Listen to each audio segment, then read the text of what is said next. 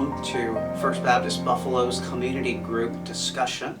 Today we're going to look at Jonah chapter 2, and if you're just now joining us, what we've been doing is we've been working through the book of Jonah, and I'll briefly summarize the chapter. Today I'll summarize chapter 2, and then we'll go over a few possible discussion points that I think your community groups would really benefit from looking at.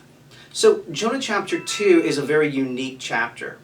It is a chapter where we see Jonah trapped in the belly of the fish. It's interesting, King James versions say whale, but it's really not a whale. Never actually indicates that in the language. It just says a big fish. So some commentators and scholars in the past have tried to figure out what type of whale this was or what type of fish this was.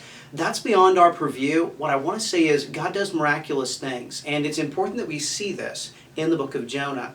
And we're reminded again that Jesus literally saw this as occurring. He didn't say it was an analogy or some type of an illustration, but it was a historical thing. So Jonah chapter 2, Jonah finds himself in the belly of the fish. Jonah begins this chapter in a very unique way. He begins by calling out to the Lord. In fact, he even says, "I call out to the Lord in my distress."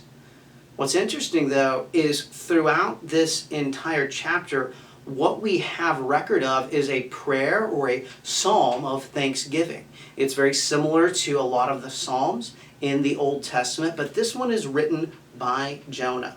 Now, prophets in that day would have been trained in how to write psalms, and so it's not unique in that way. But what we see is very, very clear.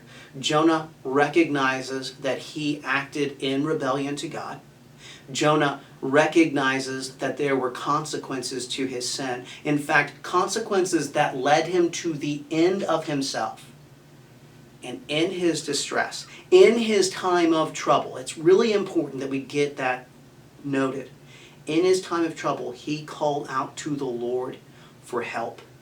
And he says in one of the last phrases, salvation belongs to the Lord. Ultimately, Jonah was going to be delivered.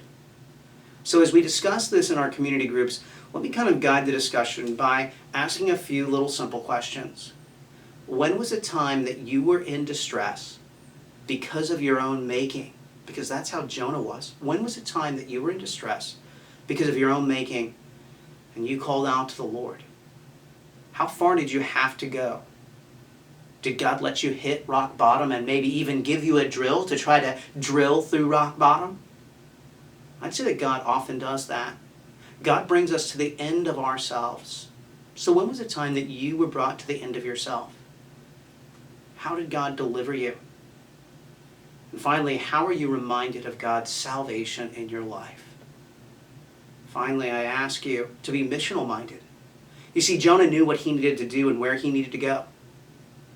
Jonah needed to go to the Ninevites so that God could extend his grace and mercy to them. Who's someone you know that maybe is near the end of themselves? Maybe they are in a place of distress. Who is that person? And how can you encourage them according to God's word that God is the one who brings salvation? Well, thanks a lot for joining us, and I look forward to working with you and discussing